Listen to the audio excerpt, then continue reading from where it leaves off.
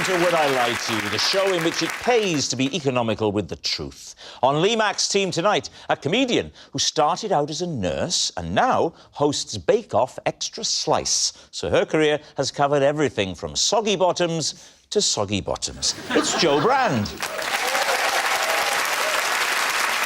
And a teacher and broadcaster who's campaigning to improve maths literacy. And I have to say, he really is giving it 110%. It's Bobby Seagull. On David Mitchell's team tonight, a star of The In-Betweeners, where he played a socially awkward loser who was terrible at talking to women. I assume David is suing for copyright infringement. It's Joe Thomas. And now, I am going to be super nice to her. She's got an Olympic gold medal for hitting balls with a stick. It's hockey player turned TV presenter, Sam Quek. We begin with round one, Home Truths, where our panellists read out a statement from the card in front of them. To make things harder, they've never seen the card before. They have no idea what they'll be faced with. It's up to the opposing team to sort the fact from the fiction. Joe Brand is first up tonight. My husband and I have agreed that the hour between 7 and 8 p.m. is the only time we're allowed to gripe about our various aches and pains. We call this hour the moan zone. David's team. Between 7 and 8 p.m. Yes. Is that the time you find the aches and pains are most noticeable? No, it's because it's when the One show's on. What specific aches and pains, Joe? Because I will say you've been rather sprightly this evening. Don't be patronising, though. You did say that like you were playing Monopoly with your grandmother. So, what are the aches and pains, Joe? Well, I've got a bad knee. I've got a bad knee, actually, as well. Have you? Yeah. What's the cause of your bad knee, I don't... David? Life, you know. Oh, life, OK. The inferior design technique of the creator, should there be one. Anyway, this isn't about me. Joe, what happens if you moan outside of those hours? Like, do you have, like, a moan jar where you... No, the other one can say anything they like to the other one to shut them up. Oh. Including the C word. Coco. In the hour, is it you first, 7 till 7:30, your aches and pains, and then here's a 7:30 to 8, or do you alternate? I'll see your knee, I raise you a coccyx. This is what David's like when he's chatting up women. Well, it's not that formal, really. Is this ringing any bells with you, Lee? I mean, in your household? I would like to get to that age where you can do the chair where you press the button and it helps you up. Oh, that's nice. And then, you know what I mean? I tell you what, this is going to steal all those younger viewers back from Netflix, isn't it? How old are you, Bobby? I'm a prime number. One more than a square number, but it's a prime number. Oh, in that case, you 37. are... Wait, I've got this. You are 36. Oh, you are a prime number? I am a prime number, yeah. 37. Yeah. There we go. Yeah. Yes. I mean... 10 points Gryffindor. Thank you. Joe can't believe that Lee has got the applause when she just said said that 5 37 minutes ago. 6 I know. times while he was working out. 37. We get clever students, we know they've got it correct. Like, in Parents' Evening, I would say Joe's doing really well, but sometimes students like Lee, we've got to encourage them in the lesson. Oh, I like you, Bobby. All right, so what do we think? Joe, what are you thinking about this? Well, it sounds true to me. I mean, I think it's a bit weird that we wouldn't believe other people. Yeah. Right, we may be having a bit of a problem here this evening. OK. Sam, what about you? I quite like it. It's very constructive. I think it could be true. I think we're going to go with true. You're saying true. OK, Joe, was it true or was it a lie? It is a lie. It's a lie. Joe doesn't have a moan zone with her husband. Sam, you're next. The morning after winning Olympic gold, I woke up with a cheeseburger down my bra. Well, we've all done it. Lee? So, you won the gold medal 2016, of course. Where did you wake up, first of all? The Athletes' Village. OK.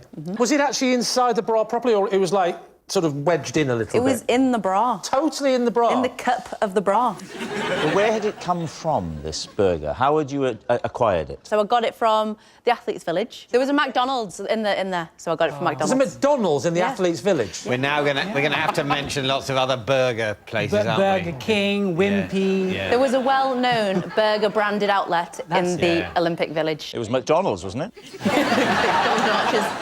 So you've gone out, you've got drunk quite quickly. What's the last thing you remember about the night? We've had a party, had a few champagnes, naturally, a few beers, and then, yeah, literally went home 2 days later and found a cheeseburger in my bra. Sorry, 2 days later? Yeah. Well, you must have slept at some True. point. Not for the first 2 days. And I didn't shower or I didn't change. Same tracksuit top, medal around the neck, leggings, same T-shirt. You don't really care, do you? God, you can't buy class, can you? You've still got your tracksuit on, Sam. That's nothing. I've got a burger in me bra. What's your problem? I won gold medal. What have you done? Nothing. Did you eat the burger at the end? Yeah. You ate it? You would, though. Come on. No, Come you on. wouldn't. Yeah, you would. No, I once found a pot noodle in my underpants. I didn't go near it. Right. Is it the truth or is it a Whopper? You decide. Hey. Top of my head. Can I just ask, is that all that this has been leading to? I think that women do kind of use their bras in lieu of pockets quite often. It's just so much nearer to do that, isn't it? And it's nearer your mouth, and it's just so convenient. If I was in bed with a woman, she removed her bra, I saw a cheeseburger and went, what's that doing there? And her reply was, well, it's near in my mouth. I'm out of here. I'm going. Why does it ever go in there? This is what I mean, even in a drunk state, at what point do you go, I'll pull out my bra? No, you don't do it. Drunk people eat food. I've put a baguette in my inside pocket. When sober. In your trouser pocket. It can be quite convenient if you've got two having to hold a tea, packet of crisps, maybe a How big cake. was- Where's the baguette going? I'll just put it in there. It's a bit uncomfortable, spoils the line of the jacket, but it's serviceable for a few hundred yards. I mean, Sam's story's got a certain sort of craziness about it, which is perfect for the show, isn't it? I had a cheeseburger in my bra, and David's tried to follow it with, I once had a baguette on my inside. Is it true? You're saying... I'm kind of tempted to believe it, really. Yeah. I'm persuaded, but I'd say 53%. It's false. Oh, go on, let's push the boat out. Let's say it's true. It's true. Saying it's true. OK, Sam, truth or lie? It is true. Well done, Sam. Yes, it's true. Sam did wake up with a burger down her bra. Bobby, you're next. Whenever I go to a nightclub, I always take a book with me. So when the dancing gets a bit much, I can enjoy a good read. David's team. Can I ask a question? Is it only on this show that you talk to people like they're stupid? Where do you keep the book when you turn up at the night? Do you have it in a little... In your hand, bag? you know, if you're trying to... Holding it? Just walk in holding it, like, open. Yeah, well, depends if you're reading it as you enter the course, yeah. club. Because sometimes there's a queue for a nightclub, yeah, exactly, isn't there? yeah. Absolutely inexplicably. So you could be reading in the queue. Would you match the style of the book to the type of music? Like, if it was Hard House, would you put that with Austin or something? The thing is, like, it depends. Like, if you've planned a night out, then you can match the book. So how often do you go to nightclubs? Less frequently as I've approached my prime, but... the prime, I like it. Yeah. You like that? Yeah, like that. Maths teachers can be cool, eh? And I sort of, You're like every supply teacher we used to have. And we'd always have the eggs ready. What do you do about the light levels? well, clubs aren't pitch black, are they? There are like flashing lights, so there's moments there. Perfect for reading, eh? As it strobes across, you can take in an adjective, can't you? Have you ever used it as like a pick-up line?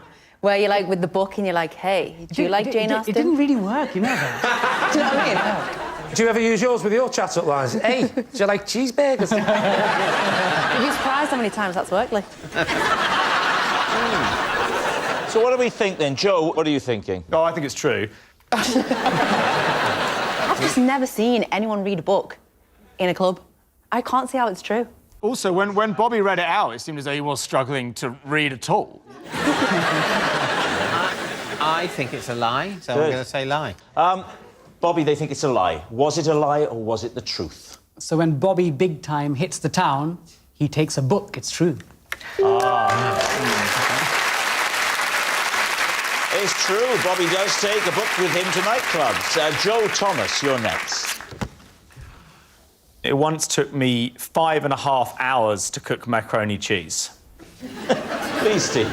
Is it homemade macaroni, as in you made the pasta? No. It was dried macaroni.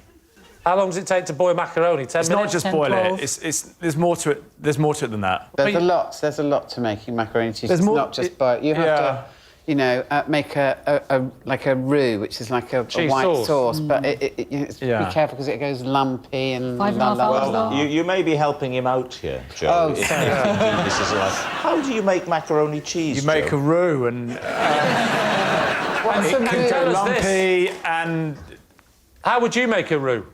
And don't say you had it off with a kangaroo. we could have a little Joey, couldn't we? That's good. Oh, that's very good. Don't need your pity. I do a bit, but I was following a recipe. So I remember it had 4 different types of cheese in it, but it got Do you held remember the types of cheese? mozzarella. Not really. All right, let me rephrase the question. Could you name any cheeses? Was there a specific occasion? Was this for someone's birthday party or your birthday or... We were on holiday. Who's we? It is my family and another family. And is it And your I said- job to cook for everybody? Not after that, no. The whole thing got held up because somebody stole some of the cheese. Who took your cheese? Well, I can't remember who it was, but I do remember that actually at that stage I said I'm not doing the meal at all anymore. So Where were you, Joe? Where did this happen? Cornwall. So somebody came and took one of the cheeses and you needed 4 cheeses. I had 4 and I had it all laid out because I like to get everything kind of meticulously ready. So sort of 2 hours in, all I'd really done was get all the ingredients into... I think I've seen too many cooking shows, so I like to have all the ingredients in all the special pots. All pre-weighed on a saucer and All all pre-weighed, that. yes. But is anything being cooked at this point? Is the macaroni on? No, nothing, no. You haven't cooked anything. All you've done is lay out the ingredients. Well, also, there was another delay, which was that I had to move the car. So... Was it in the kitchen? No, it was parked. It was blocking one of the neighbours' Arteries. drives or something. So I had to go and move the car, and then couldn't find anywhere else to park because it was these like really, really narrow lanes. So I was just getting further and further and further away from where my family were. Why couldn't someone else park it for you? Because of insurance and, you know... Yeah, but you no one drove would have into seen you. the You're in the middle of anyway. nowhere. They wouldn't have seen it, but, you know, you can't muck around. Joe, what are you thinking? I think it could be true. Really? So I read something the other day, and this woman Yeah. was complaining about her son. She said she asked him to empty the dishwasher, which is the one thing she asks him to do every day. And she timed him, and it took 4.5 hours. And that was because he was just kind of teenager-ish. At one point, apparently, he said, "I've just got to go and have a rest." So I think it's possible. Joe strikes me as a man that's not in a rush. I wouldn't like to be with him in a fire. Bobby? But let's lean towards true. OK, well, say true. You're going to say it's true? OK. Yes. Joe, was that the truth or was it a lie? But it's true. It's true. Joe did spend 5.5 hours making macaroni cheese. Our next round is called This Is My, where we bring on a mystery guest who has a close connection to one of our panellists. Now, this week, each of Lee's team will claim it's them that has the genuine connection to the guest, and it's up to David's team to spot who is telling the truth. So please welcome this week's special guest, Graham.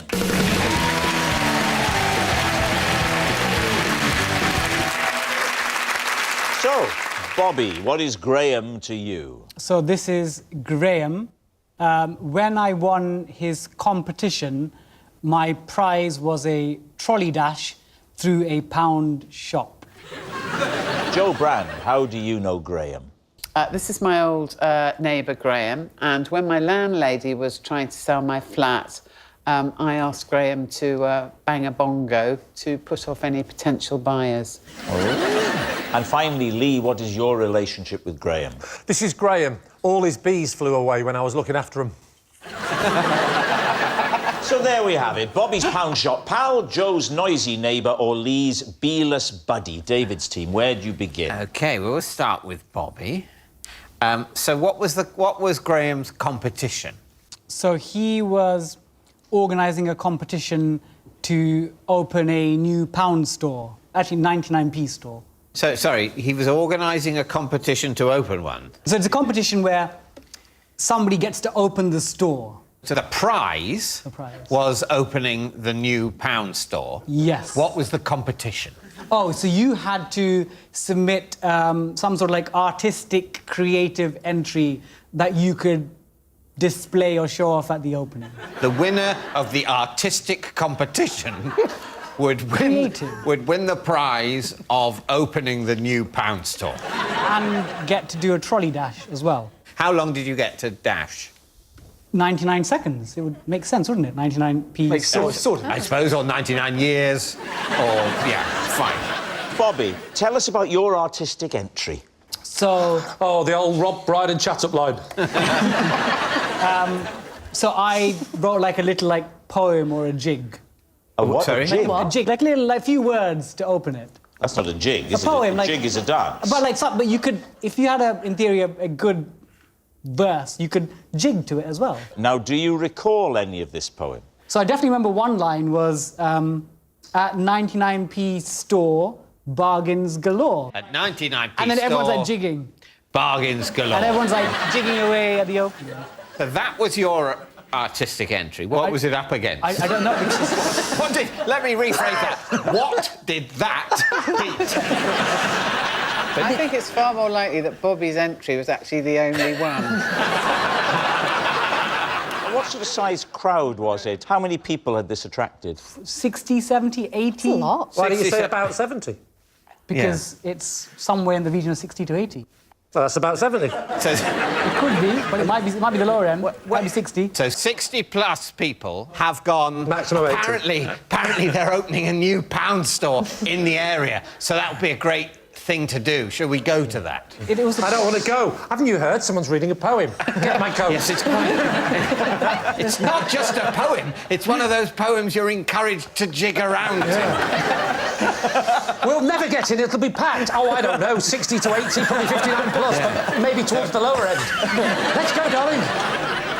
All right, who next? Joe, Graham is your former neighbour, is that right? Yes, Graham is my former neighbour, and my landlady wanted to sell the flat I was living in, so I enlisted the help of Graham to just make it sound, obviously, like there was loads of noise all the time to put off the buyers. So he would just listen out for when people were being shown round? No, well, she would tell me when people were coming to look round. Yeah. Joe, didn't she think it was maybe a bad idea to let you be the person who shows people around? Because you're not incentivised to try and make it look nice because you're going to lose where your home if it's sold. It happens more than you think in supermarkets. There are people at the supermarket showing you how to use the automatic checkout. Yeah. And you they go, shouldn't be well, doing that's a that. turkey voting for Christmas, isn't it? Yeah. Did he have the bongos, or did you have to supply them? He had decorative bongos, which Did he? which I never really heard him play very much. Is that like It's a sort of male thing- version of Vajazzled? I'd like the decorative bongos, please. So did any of the prospective buyers be like, oh, that's a nightmare? Does that go on often? Like, did they fall for it? It worked a treat. Not one single one said, really love a bit of bongos above my head of an evening. And why was Graham so keen to help? Because we knew each other. I'd have played the bongos for him if he'd asked me, so... Honestly, a bottle of wine's enough. Lee, remind us of your story. Well, Graham was is a beekeeper. and I was looking after his bees, and they all managed to escape. Why were you looking after his bees? Because Graham is a beekeeper and you are a comedian. Yes, but he kept wearing the wrong shirts, and they kept landing on him. So he has bees in his garden. Yes. And he's, what, going on holiday? He's going away for 5 days. And it's obviously filling in that number of pet passports for a few tens of thousands of bees. It's a nightmare. How do you look after bees? Because you don't feed them, do you? They actually have, like, a sugary, watery thing that you feed them. Do you feed them individually? Yes, you do. I breastfed them individually. I'm imagining you've got the sugary water. What is the receptacle? There's a little tray at the bottom of the hive. You pull it out, you pour it in, you close. Do you have to put on a beekeeping costume to do that? Not to do that, but there was more to it than that. This is why the bees escaped. Right. It's when you try and get the honey that is the problem, and that's what the problem was. Why did you try and get their honey? Because I thought, He's only away for 5 days. Yes, but I'd actually seen beekeepers on the television, and I saw the process of the smoking thing and the costume. And you thought you'd give it a go? Well, it was there. Unauthorised. It was there. So was the beekeeping costume not locked in his house? No. It was in a shed. It's just a shed. And it was just hanging there. Everything was so neat, I thought, that's tempting. And then I saw the little thing. The smoke thing? No, the woman that was asthmatic. And I helped her, she left. And then there was the smoking thing. It's like a little, it's like a watering can, but it produces smoke if you light it. Oh, right, so and that kind of calms them down. That sort of makes them a bit, you know... You figured out how to use that watering can that emits smoke. Well, I thought I had. That's the problem. There were these little things inside. You know those little things you light that smell nice and they're sometimes pyramid-shaped? Like a little cone? Cone, yeah, little cone. A cone? Yes. So you light the little cone, it gives off a smell. And there was a box of matches just there as well. Oh, no. It was unbelievably convenient. And it was almost like a sketch. There was a big sign saying, why not give it a go? So you put the outfit on. Yeah. It's now... The thing is smoking. What did you do? I tried to remember the TV documentary I saw, which was to take the lid off the roof. Oh, Lord. Quite scary. I'm a brave man, Rob. I'm a brave man. Or an idiot. I mean, we'll never know. There's a third option. I could be a liar. So I decided to take the lid off. Whoa, so you took the lid off before smoking them? No, you take the lid off, then you smoke in a downward position. It goes down. Smoking in a downward after you position? get You smoke down Smoke because... rises. No, you don't, because too much smoke can actually kill them. Because if you put it in the bottom and it goes up, it could kill them. It's like the old phrase, never smoke a beehive from the bottom. So you start smoking from above. I went... And so when you push it, it forces the smoke down before it floats back up. But it was like a dragon. Yeah. Right, it came out like that. Right. And the bees sort of like that, looked up like that. And then a few of them started to come out, but then the big thing happened. The Queen turned up. How did you identify the Queen? She had a crown. And smoke, bees, all fly away. Right. Including the Queen. Gone. Every one of them. Every single bee? Well, there was one in there that sort of went... Where'd everyone go? At this point, I'm panicking. Go to a pet shop. I need 45,000 bees. And he said, we don't sell bees. And he said, but you had one in your window yesterday. Maybe they'd gone to an Airbnb. Now, all right, we need an answer. So, David's team. Is Graham Bobby's pound shop pal, Joe's noisy neighbour, or Lee's beeless buddy? I don't think it's the pound shop thing, because that sounded like such a peculiar little sequence of events. I think it's probably the bongos. You think it's probably the bongos? What do you... Yeah, I like the bongo story. Although I think he could be a beekeeper. So what are you going to settle on, then? I'm feeling the bongo story. It's unlikely, but it's got to be the most likely. You're going for the bongos. Graham, would you please reveal your true identity? I'm Graham, and I let Bobby go on a trolley dance.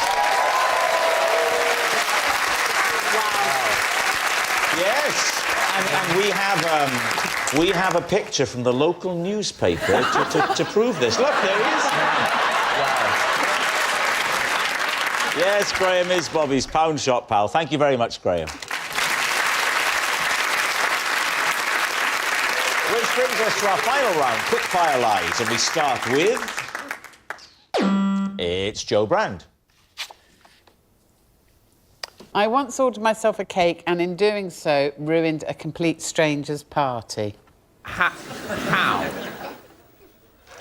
Well, because if it's my birthday, my husband goes and buys the cake from a French patisserie and I don't really like what he buys because, you know, like those very posh cakes that have got, like, fruit on the top, I don't particularly object to them, but there's a sort of layer of what looks like phlegm. Yes, yes, there is. Yes, that's all like a thin jelly. Sort Yeah. Oh, the glaze. Who likes Glaze. that? You don't like the Who glaze? likes Who it? likes that? I like it. Do you?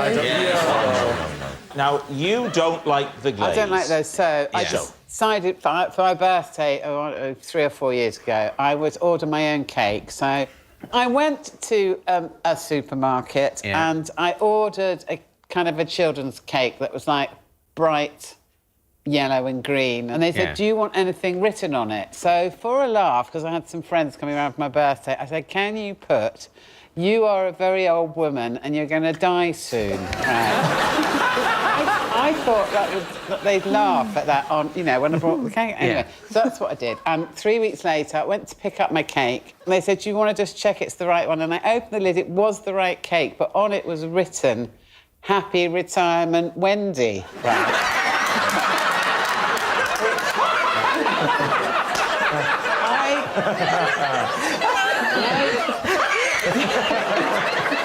I know, I think what that meant was that, like, Wendy had got my...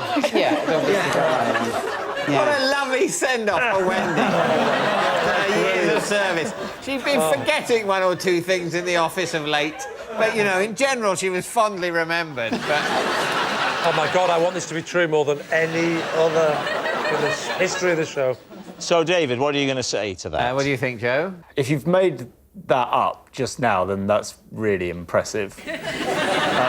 So I think I'm going to say true. So basically you're saying she's not impressive enough to make that up. That would be really creative. So it can't be because it's Joe. So we'll say it's true.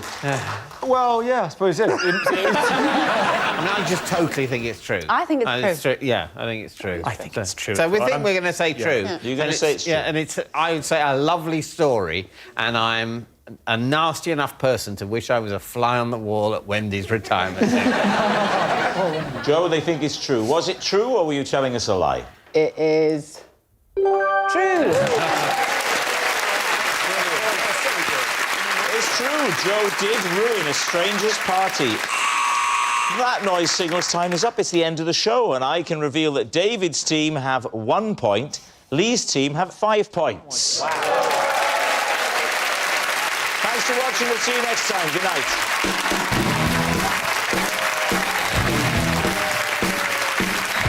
Will Smith, Olivia Colman, Lady Gaga, and that's just the half of it. Graham's show is packed with stars after the news, and if you fancy a few laughs on a Friday night, head over to iPlayer and be totally starstruck. Binge both series right now, or keep it BBC One for Mrs Brown's Boys next.